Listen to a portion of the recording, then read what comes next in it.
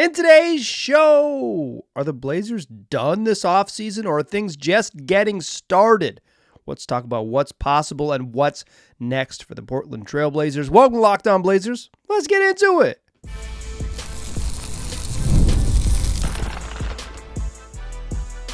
You are Locked On Trailblazers, your daily Portland Trailblazers podcast, part of the Locked On Podcast Network. Your team every day.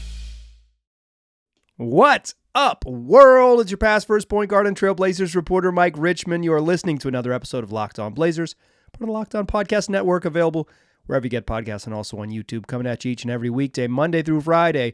So make it a part of your daily routine. Make it your first listen. Tell your friends to do the same. It's Locked On Blazers, your team every day.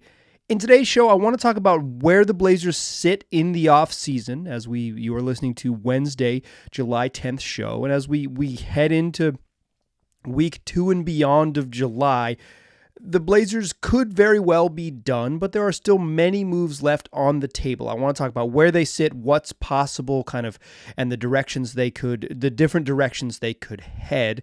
I also think there's some very specific things holding them up. There are some big dominoes to fall, particularly in Utah and New Orleans. We'll talk about those dominoes and kind of how it might impact the Blazers and what's the holdup with those two big moves potentially pending across the league. And then finally, as promised, I asked for your Jerami Grant trade ideas after I did a show about possible Jerami Grant trades earlier this week, and a couple listeners sent me some good ideas, and I'll share those with you to close the show. Let's talk about where the Blazers are. There is a world in which they're done, and this is the team that they have. They got 15 players under contract to some extent. Obviously, maybe not obvious to you, but they have 12 guaranteed contracts with the addition of Donovan Clingan and Denny Avdia. They're two newbies.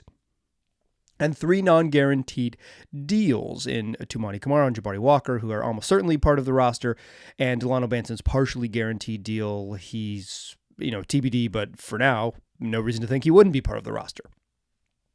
They got 2 two-way spots still to fill. They've added 1 to Justin Minai, but two-way spots aren't really the sort of needle movers here. There is a world in which the Blazers have a full roster, 15 dudes, a full boat.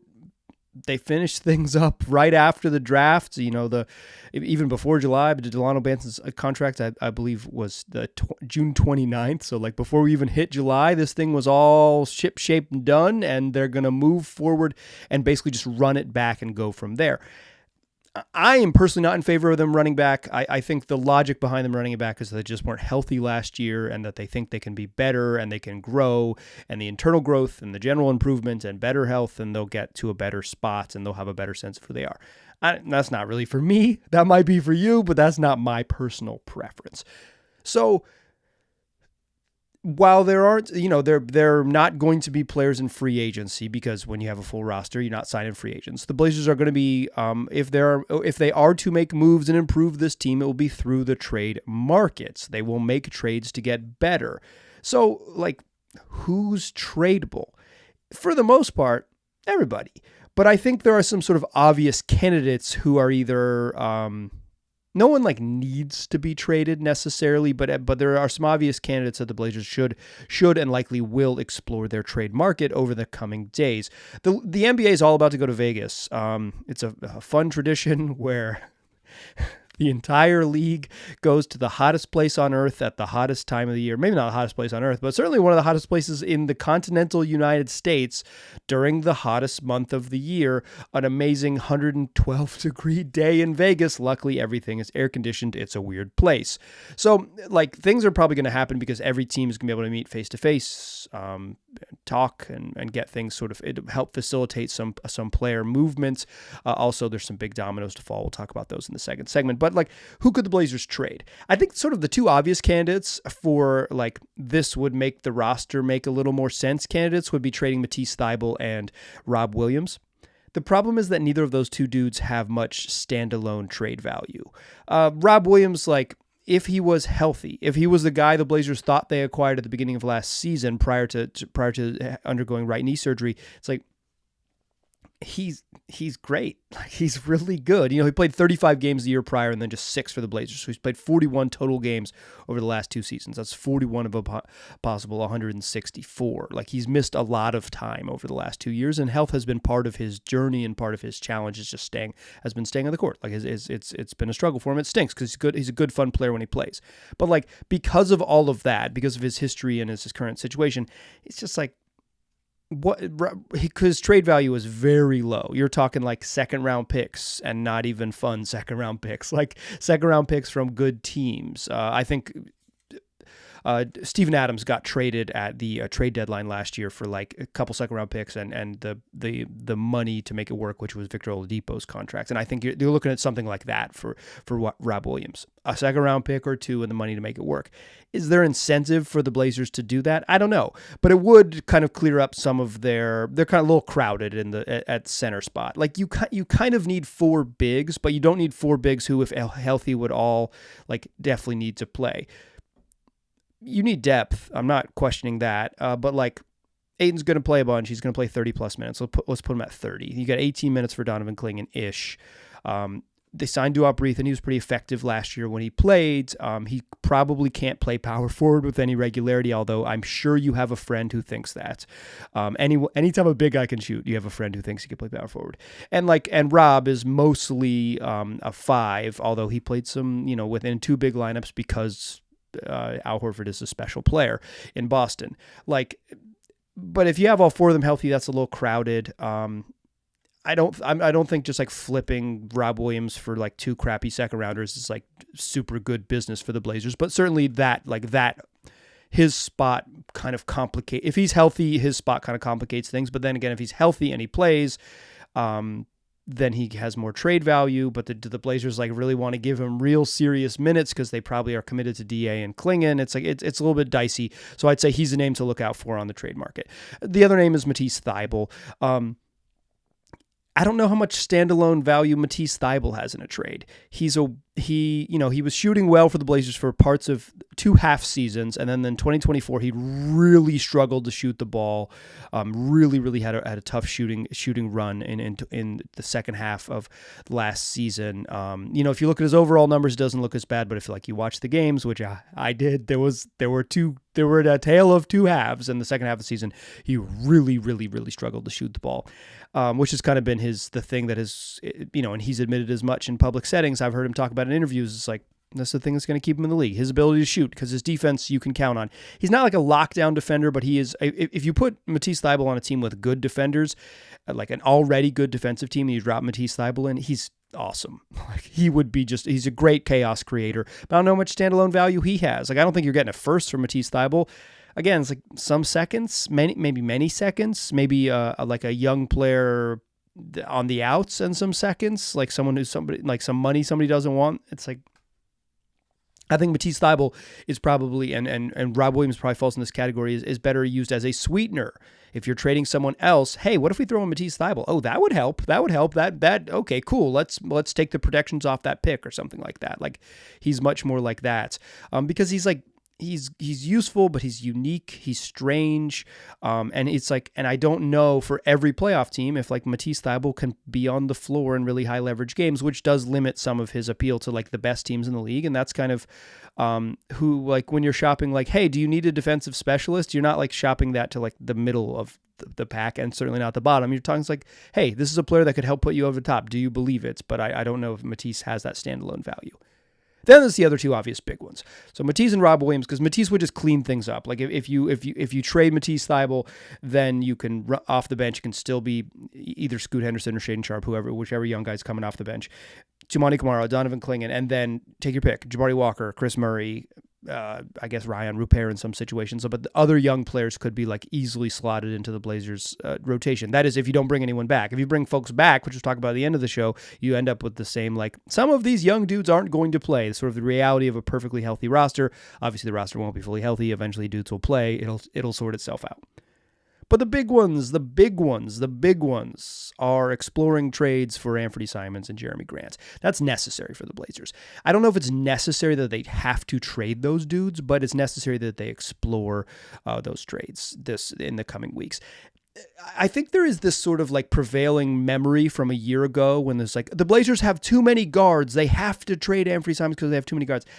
They don't. That's no longer a problem. What they do is they have a bad fit between Scoot and Anthony Simons. That's a bad duo to play together. The fit is not good, but the minutes is fine. Shaedon Sharpe, Anthony Simons, and Scoot Henderson can play. They can all play as basically as much as you'd want them to play together. That trio of guards, if perfectly healthy, there is no complications. I said this a bunch last year. When you have three guards that need to play, in the pushing towards 30 minutes, easy money. When you have a fourth, that's when it got tricky. And with Brogdon, who needed to play, it got tricky, and they're playing 3 guard lineups, and then obviously they had some health issues, and it never really got there. But like 3 is fine. There's no crowd. There's no crowd. It's just the fit isn't very good. Scoot Henderson and Anthony Simons is a bad fit together. You're just too small. And then you have to prioritize plus length so much. I don't think you can build a team where Anthony Simons plays and he's not the smallest dude on the court. And Scoot Henderson is as tall as he is. He's always going to be that height. Maybe he'll grow. He's young. I guess he could grow, but he's always going to be on the smaller side for NBA players. The Blazers should explore Anthony Simons' trade market. He is not an archetype in the league that is highly valued. Let's be honest here. He is a not quite point guard who doesn't defend, but he's a bucket. Like, he's good on offense. And despite what some people who only remember what the salary cap looked like 3 years ago, his contract is very reasonable. It's a very reasonable contract. There's some urgency for the Blazers to trade him if they're going to not re-sign him to a contract. Like, there's some urgency to kind of make that decision sooner rather than later. He has 2 years remaining on his deal. If you get into next summer, he becomes an expiring contract, and like you're talking trading, to a team for 1 season of Anthony Simons and then him hitting unrestricted free agency. That lowers his value as opposed to trading him now when you get, as my friend Nate Duncan likes to say, 2 playoff runs out of him if you're trading him to a good team. He's going to have a specific market because he's a specific player. He's not good on defense, and he's not quite a point guard. But he's improved a lot as a playmaker over the last couple seasons, and he commands a lot of attention on offense. I value what he does on offense a great deal. Jerami Grant, Blazers don't need to trade him. He's under contract for a little bit, and for 4 more seasons, and they don't have like a screaming need to clear up spot at the power forward spot. They have a lot of tweeners. They have a lot of like 3-4 guys who like you want them to play eventually, but I think that will sort itself out just with like health and eventual trades. But Grant has the loudest whispers you hear are about Grant. Not even whispers, just the reports. The loudest reports you hear about Grant. Jerami Grant has trade interest on the market, and the Blazers, if nothing else, are willing to listen to offers from at least from the public reporting we've heard. I will say under Joe Cronin, I think we've seen, other than the biggest move, the Damian Lillard thing, which came kind of out of nowhere, a lot of his moves have been, we've kind of heard the rumblings first. It was very clear that CJ McCollum in New Orleans was like linked. That was well reported by several outlets type of thing. The Blazers' interest in Jerami Grant, Detroit, well reported by several outlets type of thing. I think it's like some of this stuff is out there. The Lakers are interested in Jerami Grant, and maybe some other teams might be as well. So the Blazers could, Grant is a bigger forward who has some individual offense and is a non-negative on defense. I don't know if he's like a high-level positive defender, but he's like, I think on a better defensive team, he would be better. So what's the holdup? Why haven't we heard more other than just the Lakers not really having, only having picks to trade and maybe not wanting to throw all of those picks into the pot? What's the holdup? Well, there's a lot going on in the NBA that is kind of slowing the roll of all things, including Lauri Markkanen and Brandon Ingram. Let's talk about that in the second segment. Join me there, won't ya? First, though, I want to tell you that today's show is brought to you by Gametime. It's the place for last-minute tickets. It rewards you for procrastinating, up to 60% off if you wait to get tickets. Say like, I don't know, I'm dragging my feet. Do I want to go to the Timbers match this weekend? You do. And if you go to Gametime, you can get great deals, like $40 to get in the building if you want to go see the Timbers this weekend. It's not just sporting events, not just soccer. That's what we got here locally in Portland. You could go up and see that. You could drive up and see the Mariners if you want to play, or the Storm up in Seattle. But like, we got soccer matches. That's what we got going on in the summertime. But you can use Gametime for concerts or live theater or whatever you're into. It's super simple. It takes the guesswork out of buying tickets. Here's what you do: download the Gametime app and use the code LOCKEDONNBA. Got $20 off your first purchase. Again, download the app, use the redemption code LOCKEDONNBA. That's LOCKEDONNBA. You get $20 off your first purchase. It's Gametime, last minute tickets, lowest prices, guaranteed. All right. So we talked who might be traded. Rob Williams, Matisse Thybulle, Jerami Grant, Anthony Simons. Pretty obvious, right? Those are the obvious names. It's like veterans with some value who could help other teams, right? The Blazers are going to hold on to their youngsters, shop their veterans. This is what teams in their sort of cycle do. I don't think they absolutely have to trade anyone, but I'm in favor of them. Hell, I'm in favor of them making trades for the content, baby. Give me the content. But like, I'm in favor of them taking as many shots as they can to improve the roster. And if you sit out some cycles where you have chances to improve the roster, you don't get rewarded often. Like sometimes patience is rewarded. Sometimes patience is the Chicago Bulls. It cuts both ways. It is patience is rewarded to an extent, and then it's diminishing returns beyond that. And I think that's kind of the balance that the Blazers will have to strike. And if the market isn't there, you don't make trades just to make trades. You don't trade Robert Williams just because you need to for some crappy picks. You don't trade Matisse Thybulle because you need to for some crappy picks. But if you can find a deal for Jerami Grant, find a deal for Anthony Simons, and maybe throw one of those dudes in there as sweetener to make the deal better, you do it. And that could also clean up some of your sort of roster. It's not really crowdedness. It's just like clarity. Who's going to play, and do we for sure have room for all of our youngsters to play? Because you kind of want to know the deal, right? Like you want to know if your youngsters can do it.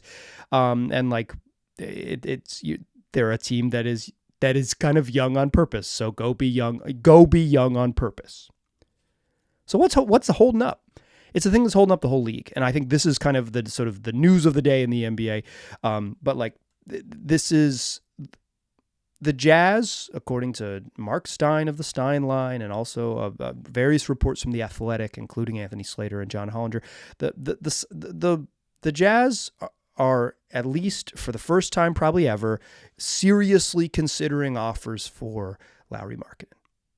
It was reported today by Anthony Slater in the Athletic that the Sacramento Kings had a deal on the table for Markkanen, but they were kind of in a time crunch because they were trying to make decisions on whether they were going to go DeMar DeRozan or another direction. They ended up going DeMar DeRozan, and they kind of like they put themselves on an artificial clock, or there's some reasons why they had to make decisions quickly, and the Jazz just weren't ready or unwilling or just wanted more time.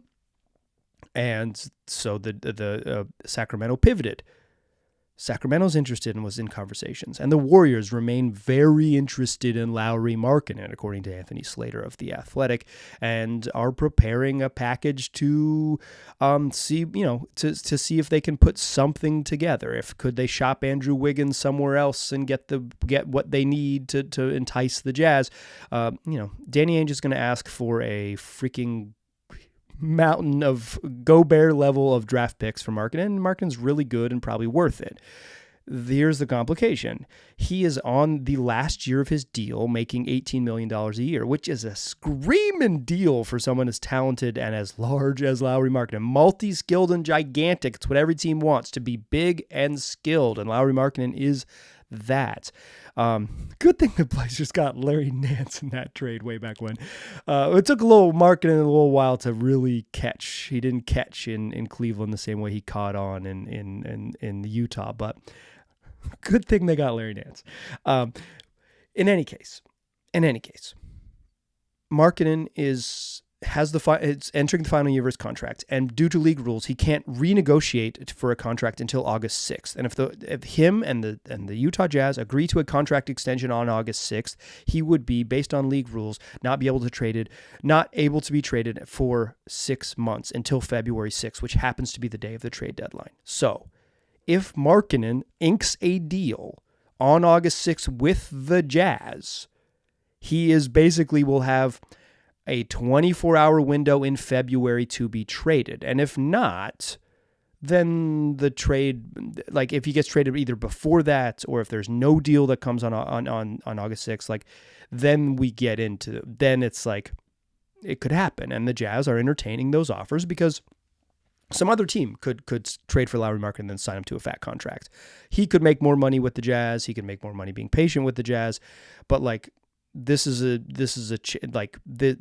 timeline that's coming up in the next month that will kind of dictate the biggest fish on the market, which is Markkanen.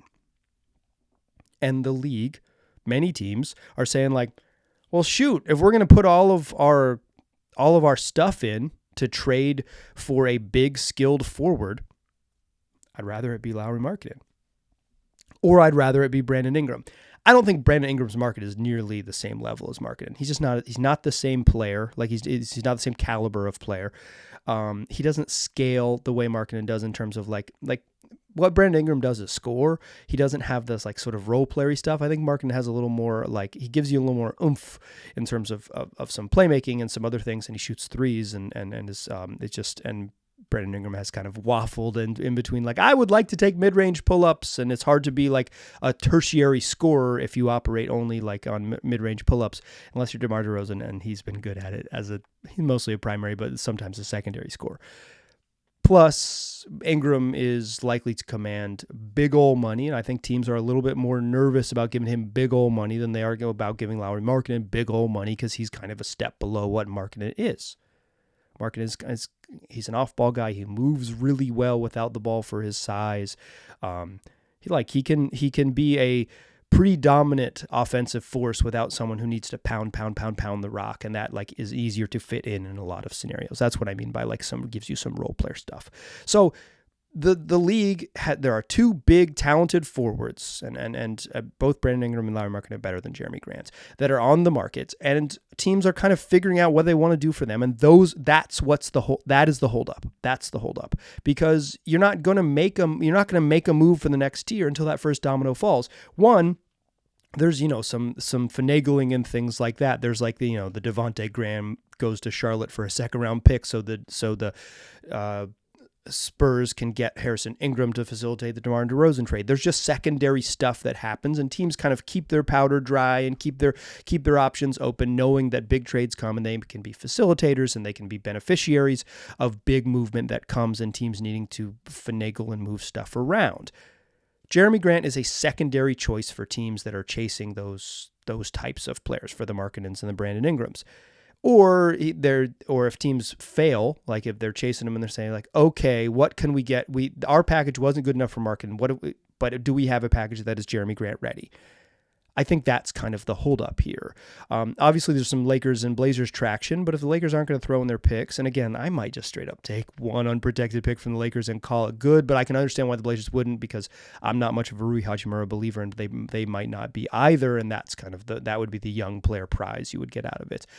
That unprotected pick in 2029 or 2031 from the Lakers, particularly the earlier one, 2029. Do it. like there's some appeal there, but I think that's the holdup. That's what the Blazers are waiting for. Those are the big dominoes, and typically those big dominoes, whether the action happens or doesn't happen, that happens. Okay, all the other teams. Okay, that movement is done. Now we can move to this next tier of players, and the Blazers have that next tier of players in Anthony Simons and Jerami Grant. So if teams, as we get into July and as we get into teams in Vegas this week and over the next 2 weeks for Summer League, 10 days or so for Summer League, this is the time to sort of that. Maybe the big deals happen, and once the big deals happen, then the floodgates might break a little bit, or at least you get cracks in the dam, and then some other deals will happen as well. Like I said, there's a chance the Blazers are done dealing, but they have some moves that could likely be beneficial to them, and I think there are these big dominoes in the way that they're waiting for them to fall, or kind of come to some sort of resolution. Maybe the dominoes stay upright, but then the Blazers will be able to strike and make some more, at least continue to have like stronger conversations, and I believe they will. I don't think this is the final roster, but man, it could be. Speaking of the final roster and Jerami Grant and waiting, Earlier this week in Monday's show, I pitched some Jerami Grant trade ideas, and I said, you, dear listener, give me your best trade ideas. And 2 listeners sent me good ones that I like. I'm going to share those with you to close the show. Some fake Jerami Grant trade ideas. When the Blazers are done waiting, when Markkanen and Brandon Ingram have moved, here's some ideas that could work for Jerami Grant destinations. And again, these aren't the Lakers. Join me in that third segment, won't you? Still a pass first point guard. I'm still Mike Richmond. You're still listening to Locked On Blazers. I asked for your Jerami Grant trade ideas, and I got many of them. I think I responded to most, if nearly all the emails that sent me Jerami Grant trade ideas. Some of them I liked more than others. Here are my 2 favorites that were shared with me. We'll start with listener Nick. Listener Nick sent me. He didn't send it. He didn't send it in live. He sent it a couple days ago. Listener Nick sent me the following trade: Jerami Grant to the Sacramento Kings for Trey Lyles, Kevin Huerter, a 2029 pick swap, and a 2025 second-round pick. The Blazers would get their own pick back from the Kings. I like this deal. Listener Nick's idea for this was initially included another unprotected pick. I kind of think I'm having trouble seeing a world in which Jerami Grant commands 2 unprotected picks from any team. That seems relatively unlikely just based on what we've kind of seen in general on the trade markets. And I pitched this version of the trade: Grant for Trey Lyles, Kevin Huerter, 2029 pick swap. And the swap that Nick suggested is that the worst of the 3 picks, the Blazers have 3 picks in 2029, their own, Milwaukee's, and Boston, and they've owed the second least favorable so the middle of those 3 picks, they're sending to Washington. But so they can trade those other picks, just they can't with just other protections, right? Like that pick is protected across all 3. The least, the second most favorable. So this trade, the language would be the least favorable of Portland, Milwaukee, and Boston. And yeah, you assume it's like the Boston pick and you say a swap with the Kings. I'm willing to wager the Kings are not going to be super good in 2029, or kind of hovering where they are now. If I don't think it's hard to project where they are, but I'd say the history of the Kings does not suggest that they're going to jump up and be consistently one of the best teams in the league. They're more likely to hover right on where they are, which is like the cusp of the playoffs. You get a lottery pick or thereabouts, and the Blazers would likely give, I would project the Boston pick, but the worst of the 3 picks in 2029. Huerter helps because he can shoot. They need more shooting. He didn't have a great year last year, but I like the good version of Kevin Huerter is really useful. Last year's version of Kevin Huerter wasn't very good. And Trey Lyles is like a stretchy-ish big 4, probably not a long-term piece for the Blazers by any means, but like a NBA, a backup forward type. I also think is someone who, he's easier, like if you wanted to prioritize the youngsters on the roster. Trey Lyles does not have the seniority or like the super high level skill where it would be like, hey, you're not playing, and it would be like a whole big deal. Like obviously he would hate it. NBA players love to play, but it would be easier to kind of navigate that, I think, with someone of Trey Lyles' like overall quality, although he's probably better than all the Blazers young forwards other than Tumani.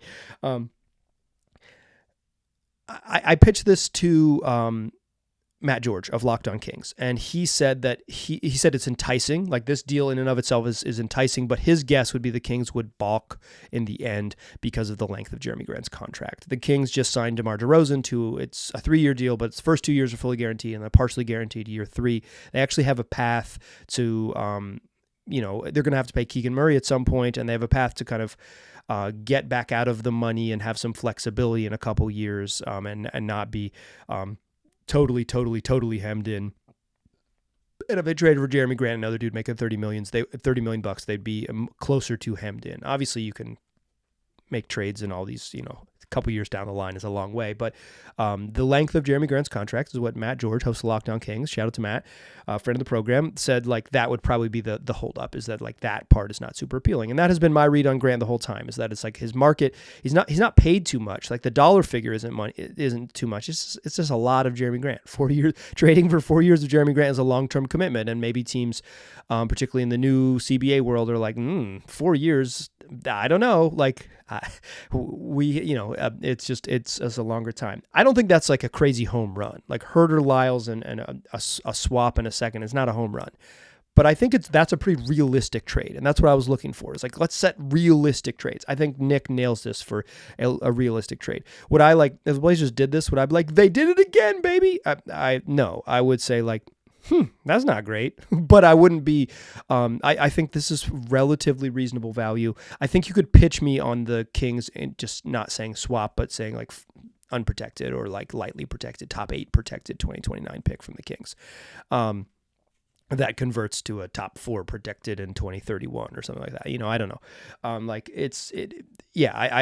I think if you want to argue that part, if you want to quibble about the pick protections of a fake trade, you're my type of listener, baby. Let's go.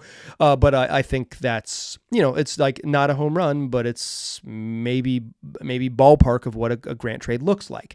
And I think that's kind of what this next trade is, which comes from listener Scott, who offers the following: Jerami Grant to Cleveland in exchange for Karis LeVert, George Niang, and a 2031 unprotected first from the Cavs. I don't love it, but I think an unprotected first, trading Jerami Grant for a straight up unprotected first into the future on a team that you don't think is like, okay, this is, like elite for a decade type of talent. Cavs are pretty good. Signs Donovan Mitchell to a long-term deal, but like 2031 is a long time from now. It's hard to know, and an unprotected pick into the future might have some real value. The Cavs don't have a bunch of picks to trade on account of having Donovan Mitchell on the roster and trading a lot of them to acquire him. So this is kind of the best they can do. LeVert helps. He can be a bench guy in this world. I think you would start Toumani Camara and Deni Avdija at the forward spots, and then you'd have a bench group of Matisse Thybulle, Shaedon Sharpe, Karis LeVert, George Niang, and Donovan Clingan. That's a fun bench group. George Niang offers, like Trey Lyles offers, a skill set the Blazers don't have, which is like a stretchy 4, like a 4-man who can shoot. I mean, they have it in Jerami Grant, but like another one. None of their other like forwards are high level shooters. Deni Avdija might be, but he's in the starting lineup. I'm talking about on deeper on the bench, like depth positions. Again, like I don't know that I love this trade. I think LeVert, and like LeVert's an NBA player and sometimes a really fun one. I like George Niang. His nickname's the minivan. I would be all about that. I'd love that on the show.